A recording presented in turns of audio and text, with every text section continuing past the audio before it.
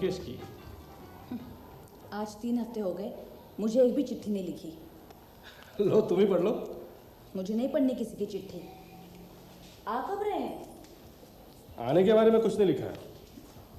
लिखा है कि सरकारी दफ्तर से कागजात निकालना कोई हंसी खेल का काम नहीं है। 2 दिन का काम 10 दिन में होता है, इसीलिए देर हो रही है। जब देखो दुनिया भर के फालतू काम लेकर बैठे रहते हैं। ऐसे लोगों को कभी शादी करनी नहीं चाहिए। अरे भाभी, तुमने तो अपनी बात कह दी। मैं यहाँ बैठा बैठा क्या करूँ? मेरा काम तो सुबह 2 घंटे में खत्म हो जाता है। फिर चले क्यों आए कटक से? अरे मैं क्या करता? उसने कहा तुम जाओ, यहाँ मुझे टाइम लगेगा, घर में भी बहुत काम रहता है। हाँ, घर का सब काम जैसे तुम दोनों ही करते हो, एक चिट्ठी लिखने की भी फुर्सत नहीं है मुझे। माफ कीजिए, मेरा नाम भूपेश चटर्जी है। मैं नीचे मेस में रहता हूँ। हाँ हाँ हाँ, आपको कई बार आते जाते देखा है। आप नीचे मेस में रहते हैं? जी जी जी। आपका नाम मालूम नहीं था। आइए आइए आइए आइए। 2 महीने पहले मैं कलकत्ता ट्रांसफर होकर आया था। अच्छा। बीमा कंपनी में नौकरी करता हूँ ना। अच्छा अच्छा। कब कहाँ जाना पड़े कुछ पता नहीं। बदली की नौकरी है, पता नहीं कल ही तबादला हो जाए। आप बीमा कंपनी में हैं? जी। माफ कीजिए, मैंने कभी बीमा नहीं किया और ना ही कराने का इरादा है। नहीं नहीं, आप परेशान ना हो। देखिए, मैं बीमा कंपनी में नौकरी जरूर करता हूँ, लेकिन मैं कोई एजेंट वेजेंट नहीं हूँ। मैं तो किसी और काम से आया था। जी। अकेला हूँ ना, शायद इसलिए। मुझे ब्रिज खेलने का बहुत शौक है, लेकिन जब से यहाँ आया हूँ ब्रिज खेल ही नहीं पाया। दिन ही नहीं कटता। बड़ी मुश्किल से 2 आदमियों को तैयार किया है। वो हमारे ही बैच में नंबर 3 में रहते। अब 4था आदमी नहीं मिल रहा। यहाँ किसी को ब्रिज खेलने का शौक ही नहीं है। आप कह तो ठीक ही रहे। वैसे अब तो खेलने की आदत रही नहीं, लेकिन आजमा कर देख लेते हैं, बुरा क्या है? ये हुई ना बात। तो चलिए मेरे कमरे में चल के खेलेंगे, वहाँ सब इंतजाम है। आ जाइए। अरे राम बाबू, बनवाली बाबू, दोनों आ जाइए। आज मैं तिमंजले के अजीत बाबू को पकड़ लाया हूँ। आए अभी। आइए आइए आइए, यहाँ बैठिए, कुर्सी पे बैठिए, यहीं खेलेंगे। ये आज की 2 गड्डी रखी है, मैं जरा फटाफट चाय बना के लाता हूँ।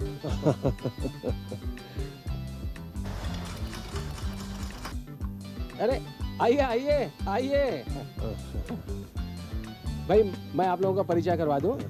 यह है रामचंद्र राय और ये है बनमाली चंद्र। अच्छा अच्छा, नमस्ते। दोनों एक ही कमरे में रहते हैं और एक ही बैंक में काम करते हैं। अच्छा। और आप हैं हमारे तिमंजले वाले अजीत बाबू, ब्योमकेश बाबू के साथी। बैठिए बैठिए बैठिए। आइए आइए। आप दोनों क्या मौसेरे भाई हैं? मैं बनिया हूँ और बनवारी बाबू कायस्थ हैं। अच्छा अच्छा अच्छा। चोर चोर मौसेरे भाई होते हैं, ये क्यों होने लगे? आप भी अजीत बाबू। अरे बस मैंने तो यूं ही चलिए पहले चाय पीजिए। अच्छा लीजिए, फिर खेल शुरू करते हैं। ठीक है। इतनी देर? 9 बज गए हैं, मालूम है? अरे भाभी, आज तो मजा आ गया। मैं तो सोच रहा था कि ब्रिज खेलना ही भूल गया हूँ, लेकिन जीत हमारी हुई। मालूम है, 2 आने जीता हूँ, 2 आने। 2 आने जीतो या 2 रुपए। इतनी देर बाहर मत रहा करो।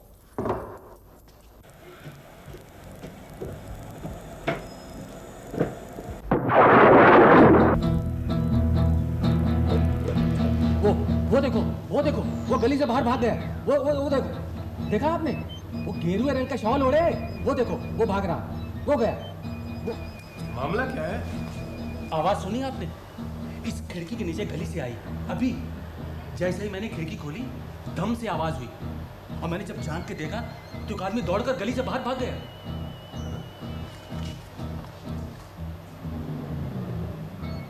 इस कमरे के ठीक नीचे वाले कमरे में एक सज्जन रहते हैं। कहीं आवाज उनके कमरे से तो नहीं आई? क्या मालूम, इस कमरे के नीचे वाले कमरे में कोई रहता तो है, लेकिन मैं उसे नहीं पहचानता। आप?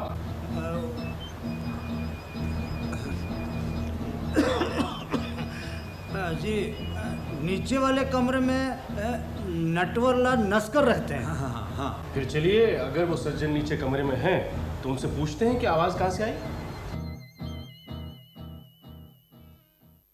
ताला तो खुला है, लगता है अंदर ही है। नटवरलाल, नटवरलाल। शायद वो अंदर नहीं है, चलिए चलते हैं। अरे जब ताला खुला है तो अंदर चलकर देखते हैं, आइए।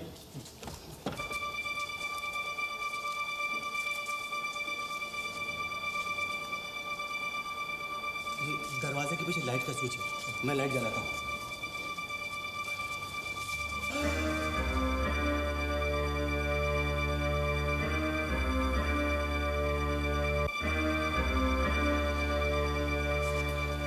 नटवरलाल नस्कर मर गया। ये तो वाकई मर गया और लगता है पिस्तौल की गोली से मरा। वो देखो, वो रहा पिस्तौल, वो खिड़की के पास पड़ा। वो देखो, लगता है मारने वाले ने खिड़की के बाहर गली में से नटवरलाल को गोली मारी और हड़बड़ाहट में पिस्तौल वहीं छोड़कर भाग गया। लो, मैनेजर बाबू भी आ गए। आप लोग सब यहाँ? क्या हुआ? क्या हुआ? आप अपनी आंखों से ही देख लीजिए। ये क्या हुआ? ये क्या हुआ? नटवरलाल का खून हो गया? कैसे हुआ? कैसे खून हुआ? उधर देखिए, सब पता चलेगा। पिस्तौल की गोली से मरे हैं। किसने खून किया? कब किया?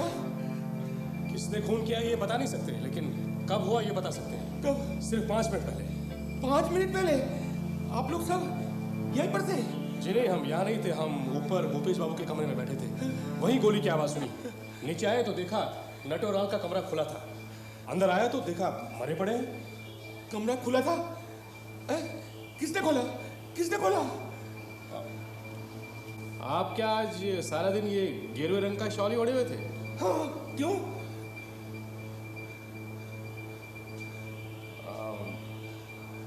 आप अभी घर से आए या कहीं बाहर से आए? क्यों? क्यों? बस ऐसे ही पूछ लिया। हाँ, पहले से निकला हुआ हूँ, कुछ जरूरी काम से बाहर गया था, लेकिन अब क्या करूँ? क्या करें इसका? सबसे पहले तो हमको पुलिस को खबर करनी चाहिए। हाँ, बिल्कुल ठीक, बिल्कुल। लेकिन अजीत बाबू, हमारे मेज पे टेलीफोन तो नहीं है, आपके यहाँ तो है, आप जाके कर दीजिए ना। ठीक है, मैं पुलिस को खबर कर देता हूँ, लेकिन तब तक जब तक पुलिस ना आए ना, आप सब लोग यहाँ बाहर खड़े रहिए। आइए, चलिए।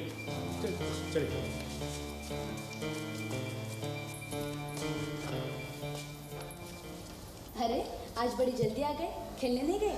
आज खेल नहीं हुआ भाभी, मेस में किसी आदमी का खून हो गया। जोमकेश को बुलवा रहे हो? नहीं, police inspector. Hello, inspector Goa है? जी हाँ, जल्दी दीजिए। हेलो, देखिए, मैं हैरिसन रोड से बोल रहा हूँ। मेरा नाम अजीत कुमार है, मैं ब्योमकेश बख्शी का साथी हूँ। जी, देखिए, हमारी बिल्डिंग में एक मेस है, वहाँ किसी आदमी का खून हो गया है। ब्योमकेश बख्शी खुद तहकीकात करते हैं, आपको तकलीफ नहीं देते, लेकिन वो कलकत्ते में नहीं है। जी हाँ, धन्यवाद। फौरन आ जाइए प्लीज।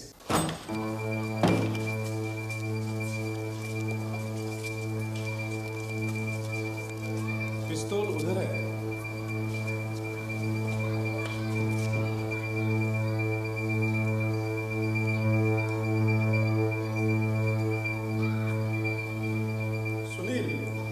तुम इस लाश को पोस्टमार्टम के लिए हॉस्पिटल ले जाओ जी, और तुम मेरे साथ आओ।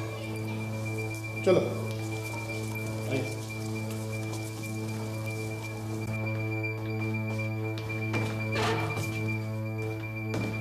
बैठो। और सब तरह अच्छी तरह से दर्ज कर रहा हूँ। यहाँ का मैनेजर कौन है? जी, मैं हूँ सर। अपना बयान दर्ज करो। मेरा नाम शिवकाली चक्रवर्ती है। शिवकाली चक्रवर्ती। उम्र 50, आजन्म ब्रह्मचारी हूँ। 25 साल से ये मेस चला रहा हूँ, 25 साल से। नटवरलाल के बारे में क्या जानते हो? जी, नटवरलाल नस्कर करीब 3 साल पहले यहाँ रहने के लिए आए थे। उम्र करीब करीब 50 साल के थे।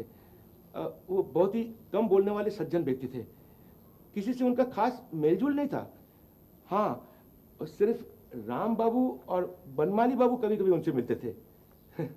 वो हर महीने के पहली तारीख को हमारे पैसे चुका देते थे। क्या काम करता था वो? बहु बाजार में दलाली का काम करता था। दलाली का काम?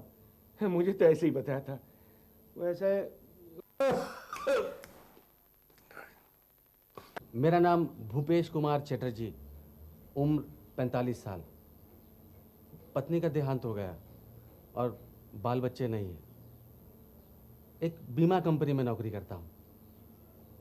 2 महीने पहले मेरा ट्रांसफ़र कलकत्ता में हुआ था। जब से मैं इसी मेस में रहता हूँ और कोई घर नहीं है मेरा। हाँ, ताश खेलने का बहुत शौक़ है मुझे।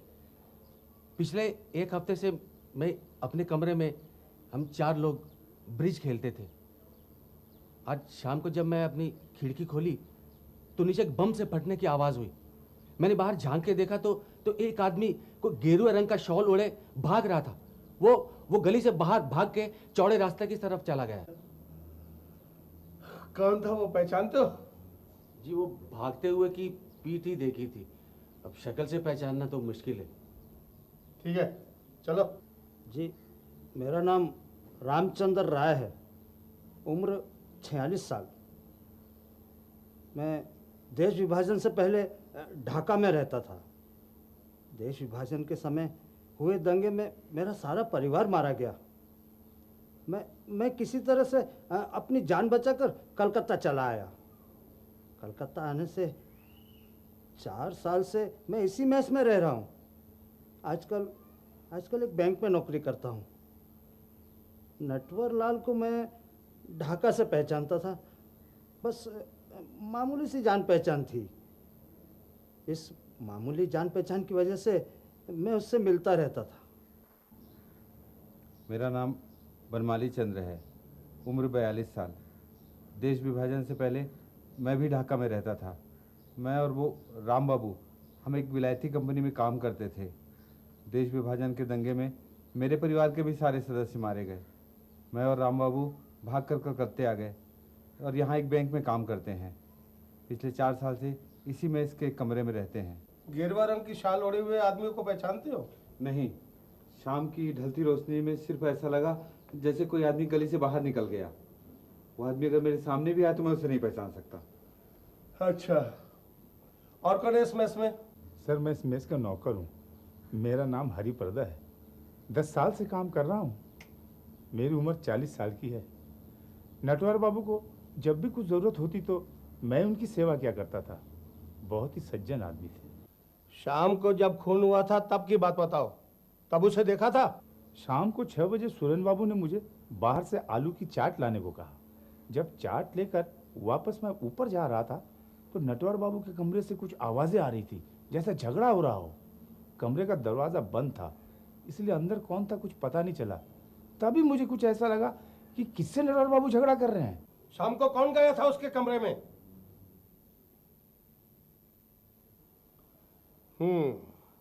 तो इसका मतलब यह है कि मौत से कोई आधा घंटा पहले नटवर लाल के कमरे में कोई गया था और वो अजनबी था, इस मैस का नहीं था, और वो गेरुए रंग की शाल ओढ़े हुए था। नोट करो, नोट करो, सब नोट करो। और देखो अजीत बाबू और मैनेजर बाबू, जब तक इस केस का फैसला नहीं होता आप मेरी इजाजत के बगैर कलकत्ता से बाहर नहीं जाएंगे। क्यों? मैं क्यों? इसलिए कि मैनेजर बाबू गेरुए रंग की शाल लपेटे हुए हैं और आपकी शाल का रंग भी कुछ वैसा ही है। ये गेरुआ कहाँ है? ये तो कथे रंग की शाल है। दूर से यही गेरुआ लगता है, क्या समझे? चलो अब मैं खाना तलाशी लूंगा। और मेरे साथ। तुम एक काम करो, तुम इस नटवरलाल मृत्युकांड को तरतीबवार लिख डालो और जब वो वापस आ जाएंगे तो उन्हें पढ़ने को दो। देखो शायद कोई काम बन जाए। शाबाश भाभी, तुमने तो 1 लाख रुपए की राय दी। मैं भी शुरू हो जाता हूँ। अरे इस काम के सामने ताश कुछ भी नहीं है।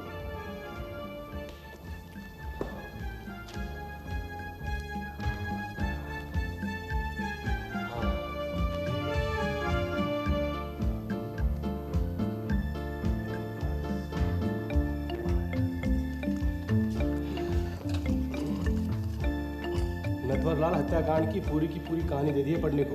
अब देखते हैं क्या कहते हैं ब्योमकेश बाबू। तुमने ये भी बताया कि ये सब लिखने की राय मैंने दी थी? हाँ बाबा, बिल्कुल बताया है, मुझे भी तो यही रहना है। इंस्पेक्टर ने तुम्हें शहर बंद करके रखा है? हाँ। क्या समझता है अपने आप को? उसे तो मिलना ही होगा। यहाँ तो पहले उस क्या भूपेश बाबू से नीचे मिल लेते हैं। लो शुरू हो गए फिर से। अरे आइए आइए आइए, नमस्कार। नमस्कार। नमस्कार।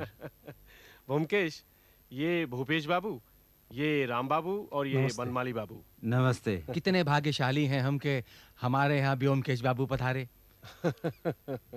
मैं तो कटक गया हुआ था, बस आज ही लौटा हूँ। आते ही अजीत ने नटवरलाल बाबू की मौत की खबर सुनाई। वैसे तो कोई जान पहचान नहीं थी उनसे, लेकिन उनकी मौत की खबर सुन के कुछ अजीब सा लगा। अपनी ही बिल्डिंग में किसी की हत्या हो और हम चुपचाप बैठे रहे, ये तो हो ही नहीं सकता। बस चला आया आप लोगों से मुलाकात करने। ये आपने बड़ा अच्छा किया। बहुत अच्छा हुआ कि नटवर बाबू की हत्या हो गई। इसी बहाने आपके दर्शन तो करने को मिले। अभी हमारी मेस में लीजिए साहब, गर्मा गर्म चाय। ब्रिज का खेल दिमागी कसरत है। जिसकी बुद्धि प्रखर हो वही इसकी तरफ आकर्षित हो जाता है। यहाँ तो कभी कभी लोग अपना निजी गम भुलाने के लिए इस तरह के खेल खेला करते हैं। एक सज्जन थे जिन्हें मैं जानता था, वो अपने बेटे की मौत को भूलने के लिए ब्रिज खेलते थे। आप सच कह रहे हैं? बहुत दिनों की बात है। कॉलेज में पढ़ता था तब। क्यों, क्या हुआ?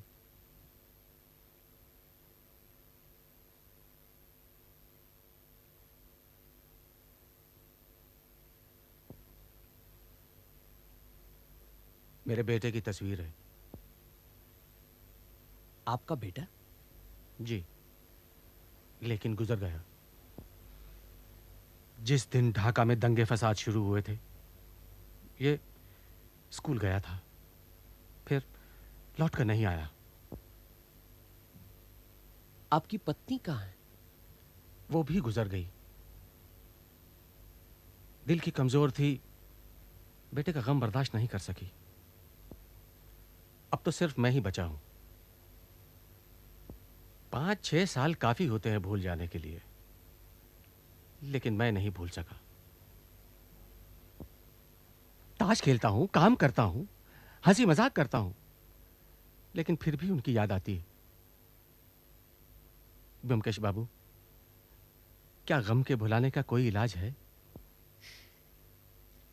2 इलाज है। एक तो मौत, जिसके साथ सब दुख दर्द मिट जाते हैं, लेकिन मौत का तो कोई भरोसा नहीं ना। इसीलिए एक और इलाज है। वो ये है कि आप जैसे हैं वैसे ही रहें। काम कीजिए जैसा आप कह रहे हैं, ताश खेलिए, हंसी मजाक कीजिए और रोज की समस्याओं से जूझते रहिए। अच्छा भूपेश बाबू, आप नटवरलाल के बारे में क्या जानते हैं? मैं नटवरलाल को बिल्कुल नहीं जानता। जिंदा अवस्था में तो मैंने उसको कभी देखा ही नहीं। हाँ, ये इन दोनों का नटवरलाल से कुछ परिचय था। जी वो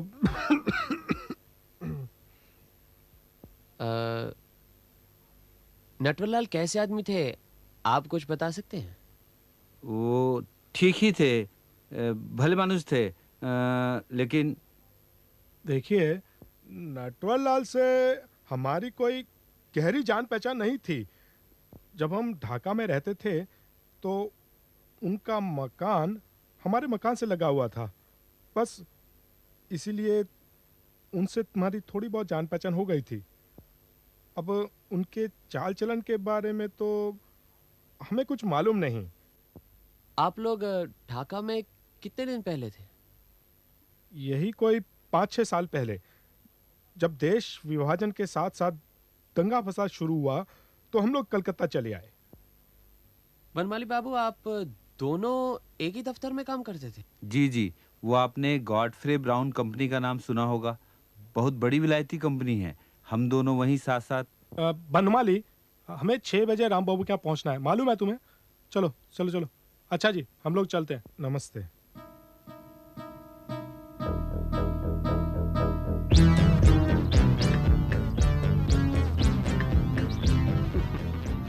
ब्योमकेश बाबू, आपके सवाल तो सीधे सीधे थे, लेकिन राम बाबू को आपकी कोई बात कहीं बुरी लगी है।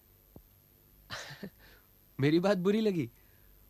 मेरी तो समझ में नहीं आया ये, आप ही बताइए। भाई मेरी भी कुछ समझ में नहीं आया। दंगे फसाद वाले दिनों में मैं भी ढाका में था, लेकिन मेरी इनसे कोई जान पहचान नहीं थी। इनके अतीत के बारे में मैं कुछ नहीं जानता। दंगों के वक्त आप भी ढाका में थे? हाँ, दंगे फसाद शुरू होने के 1 साल पहले ही मैं ट्रांसफर होकर ढाका चला गया था, और फिर पार्टीशन के बाद मैं यहाँ आ गया।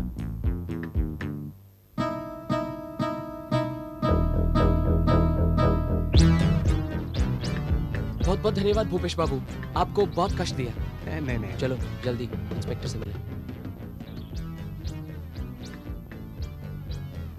अजीत बाहर आ ही गए हैं तो पिछवाड़े की गली में देख लेते हैं। कौन सी गली?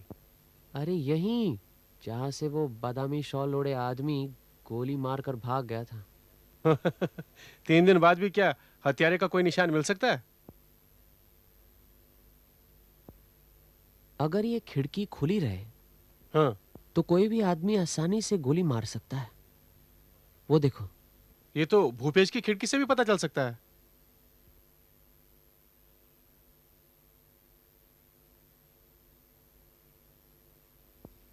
ये दाग कैसा है? पता नहीं, यहाँ कभी कोई झाड़ू लगाता भी है या नहीं। दाग बहुत पुराना लगता है। तुम्हें क्या लगता है? अरे अरे, ये क्या कर रहे हो? जमीन पर नाक क्यों रगड़ रहे हो? नाक नहीं रगड़ रहा था, सूंघ रहा था। अरे ब्योमकेश बाबू, नमस्कार। नमस्कार नमस्कार। आज का दिन तो बहुत ही सौभाग्यशाली होगा। आपके दर्शन जो हो गए। सौभाग्यशाली तो मैं भी हूँ जो आप अपनी सीट पर बैठे हुए हैं। आधा दिन तो गायब ही रहते हैं। क्या करूँ, काम लगा रहता है। कहिए, कैसे तकलीफ की आपने? नटवरलाल के खून के मामले में आप कहाँ तक पहुँचे हैं? हत्यारे का पता चला?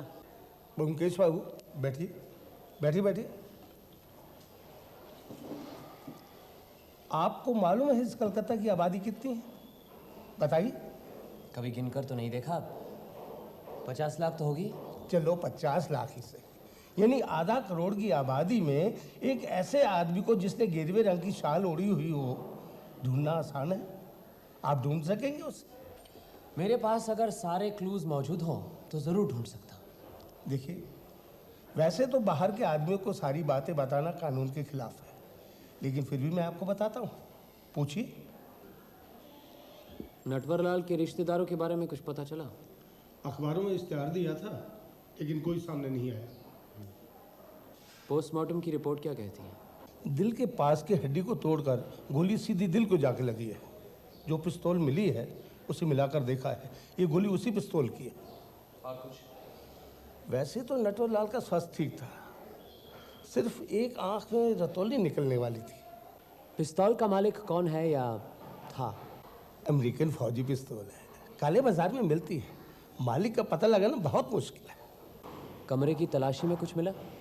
ज़रूरी चीज़ें जो मिली हैं उधर उस टेबल पर रखी। एक घड़ी है, नगद 5 रुपए हैं, बैंक की पासबुक है और अदालत की राय के कुछ कागजात हैं, वो सामने रखे हैं। अगर आप देखना चाहें तो देख सकते हैं।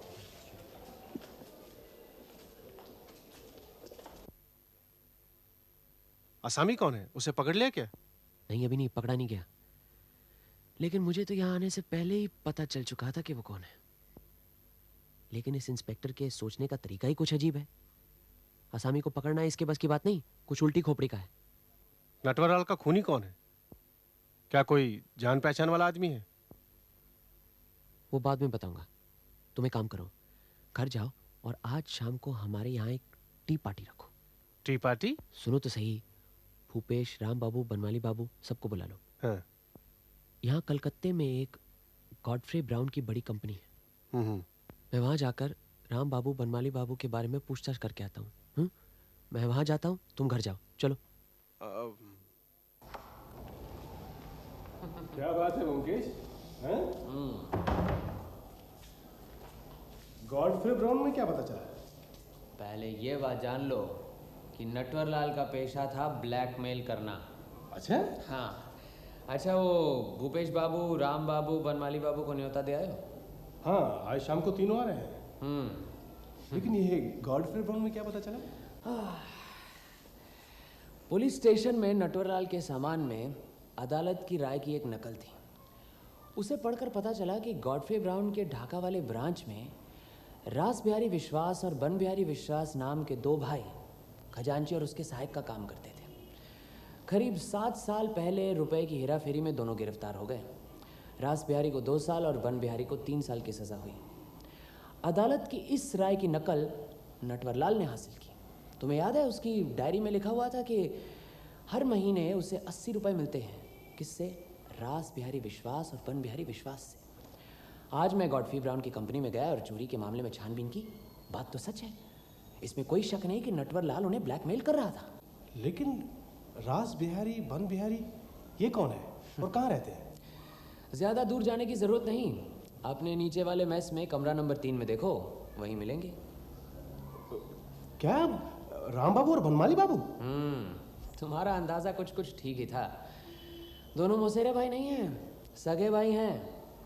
और अगर चोर चोर मौसेरे भाई की कहावत को सत्य रूप देना चाहते हो तो मौसेरे भाई कह सकते हो। नहीं नहीं नहीं नहीं नहीं, क्या? ये लोग नटवरलाल का खून नहीं कर सकते हैं, क्योंकि जब नटवरलाल का खून हुआ ये लोग दोनों। अच्छा, सब्र करो, सारी कहानी तुम्हें आज शाम की पार्टी में पता चल जाएगी।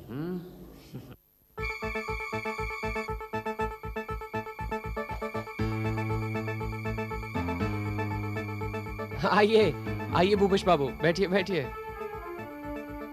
भाई अगर आप लोग चाहें तो खेलने का इंतजाम यहीं हो सकता है। नमस्कार। नमस्कार। आज ही पुलिस स्टेशन गया था इंस्पेक्टर गुहा से मिलने, नटवरलाल हत्याकांड के सिलसिले में। हाँ भाई, कुछ पता चला? नहीं, अभी कुछ नहीं। अरे तुम तो कह रहे थे कुछ पता चल गया। नहीं, बात हो रही थी कि कुछ पता चला या नहीं। धन्यवाद। बन बिहारी बाबू, आप भी लीजिए ना। मैं सिगरेट नहीं पी। मेरा नाम? मैं जानता हूं कि आप दोनों सगे भाई हैं। आप दोनों का असली नाम रास बिहारी विश्वास और बन बिहारी विश्वास है। नटवरलाल आप दोनों को ब्लैकमेल कर रहा था। हर महीने आप दोनों से 80-80 रुपए ऐंठ रहा था। ठीक है ना? नटवरलाल बड़ा शैतान आदमी था। ढाका में रहता था, लोगों को दिखाता था कि दलाली का काम कर रहा है। असल में वो लोगों को ब्लैकमेल कर रहा था। जब उसे पता चला कि आप दोनों चोरी के मामले में जेल गए हैं, तो उसने आगे की सोचकर अदालत की राय हासिल की। मुझे पूरा यकीन है कि हर चोरी के मामले की अदालत की राय इकट्ठी कर रखी थी। न जाने कौन सी कब काम आ जाए। फिर जब आप जेल से निकलकर नई नौकरी करेंगे, आप लोगों को ब्लैकमेल करेगा, आप लोगों से रुपए ऐंठेगा। लेकिन तब देश का बंटवारा हो गया। ढाका में उनका धंधा बंद हो गया। वो सब कुछ छोड़ छाड़ कर यहाँ कलकत्ते आ बसे। नया शहर था, काम शुरू किया। कानूनी या गैर कानूनी कुछ भी जम नहीं पा रहा था। संयोग की बात है कि वो इसी मेस में आया। आप लोगों को देखा, पहचान गया।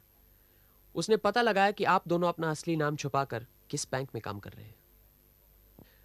उसने कहा होगा, पैसे फेंको वरना बैंक में बतला दूंगा।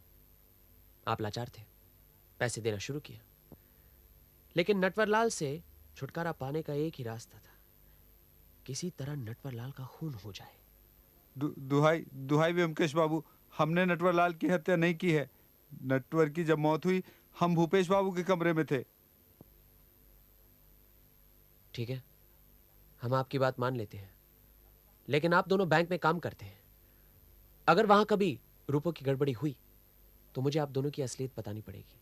जिंदगी में एक बार गलती हो गई, बार बार नहीं होगी सर, बार बार नहीं होगी। ठीक है, आप आश्वासन दे रहे हैं, मान लेते हैं। अजीत और मैं अपना मुंह बंद रखेंगे। आप हमारे लिए आज भी राम बाबू, बनमाली बाबू रहेंगे। मैं आपकी दया दृष्टि जिंदगी भर नहीं भूलूंगा। आज आज कुछ अच्छा नहीं लग रहा है। मन भी बहुत बेचैन सा हो रहा है। मैं आपसे आज्ञा चाहूंगा, मैं जाकर कुछ सोना चाहता हूँ। ठीक है, जाइए। मैं भी भैया के साथ जाता हूँ, कोई जरूरत हुई तो। हाँ, जरूर।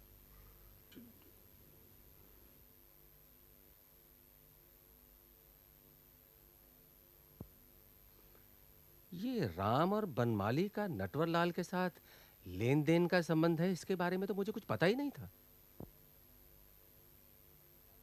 ब्योमकेश बाबू, लगता है नटवरलाल के बारे में आपको सब मालूम पड़ गया। क्यों?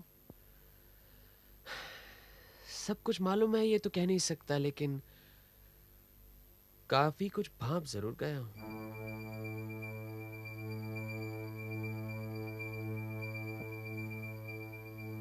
आपको जो कहना है वो कहिए। अगर कोई संशोधन हुआ तो मैं बता दूंगा।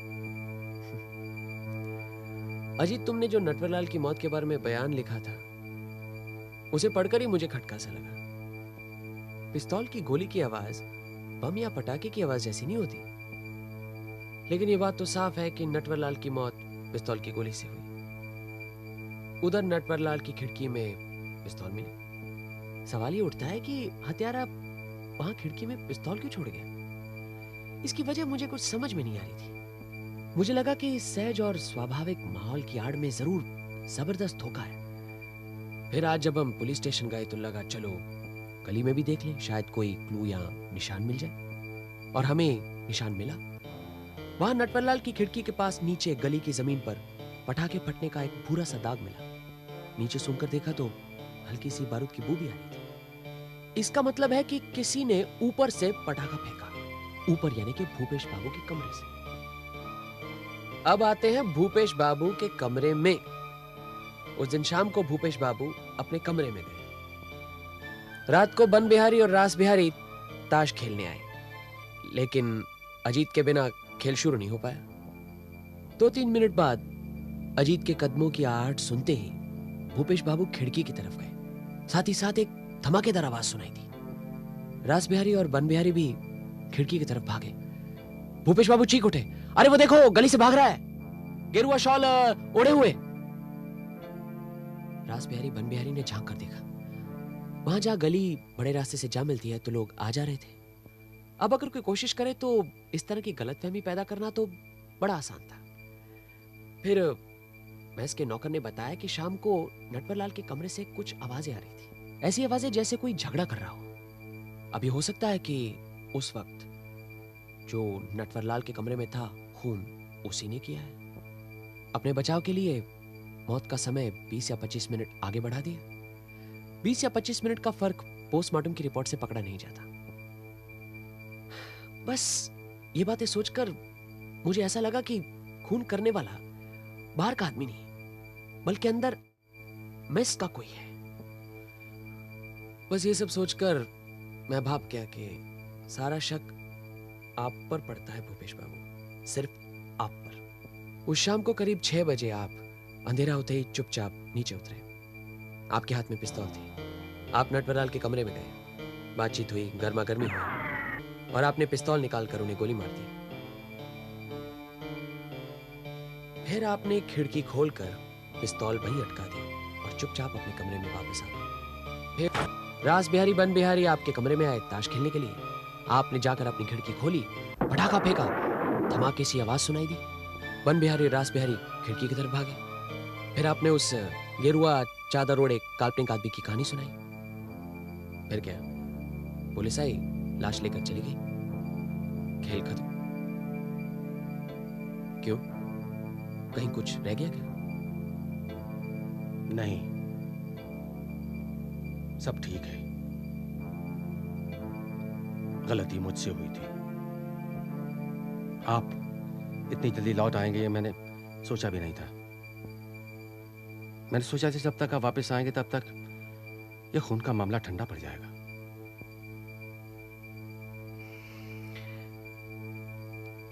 दो सवालों का जवाब नहीं मिला मुझे। एक तो ये कि खून करने का मकसद क्या था, दूसरा किसी ने पिस्तौल चलाने की आवाज क्यों नहीं सुनी? आपके दूसरे सवाल का जवाब मैं पहले देता हूं। मैं यही शॉल लेकर नटवर के कमरे में गया था और इसी शॉल से पिस्तौल का मुंह ढककर गोली चलाई थी। इसलिए शॉल में गोली की आवाज दबकर रह गई। और पहला सवाल? आपको याद है मैंने अपने बेटे की तस्वीर आपको दिखाई थी। वो इसलिए कि मुझे यकीन था कि आपको एक ना एक दिन सच का जरूर पता चल जाएगा। मैंने इसीलिए अपनी सफाई पहले ही पेश कर दी थी। ढाका में जिस दिन दंगे फसाद शुरू हुए, उसी दिन नटवर मेरे बेटे को स्कूल से फुसलाकर कहीं ले गया और फिर मेरे घर आकर 10,000 रुपए मांगे उसने मेरे बेटे को छोड़ने के। मेरे पास इतने रुपए नहीं थे। मेरे पास जो था मैंने सब दे दिया, अपनी पत्नी के गहने भी दे दिए। वो लेकर चला गया, लेकिन मेरा बेटा वापस नहीं आया। इसी गम में मेरी पत्नी भी चल बसी। कुछ साल बाद जब मैं कलकत्ते आया तो अचानक मुझे नटवर दिखाई दिया। मैं उसके पीछे हो लिया और जिस मेस में वो रहता था मैंने भी वहीं रहना शुरू कर दिया। और फिर मैं समझ गया, और कहने की जरूरत नहीं। अब आप मेरे साथ क्या सलूक करेंगे? साहित्य सम्राट शरद चंद्र ने कहा कि कौवे को मारने से फांसी नहीं होती। मेरा तो दृढ़ विश्वास है कि गिद्ध को मारने से भी फांसी नहीं होनी चाहिए। आप बेफिक्र रहिए, मेरे साथ पुलिस स्टेशन चलिए, अपना किस्सा सुनाइए। अदालत में केस जाएगा, लेकिन मुझे तो पूरा यकीन नहीं बल्कि पूरा भरोसा है कि अदालत जरूर सहानुभूति से पेश आएगी।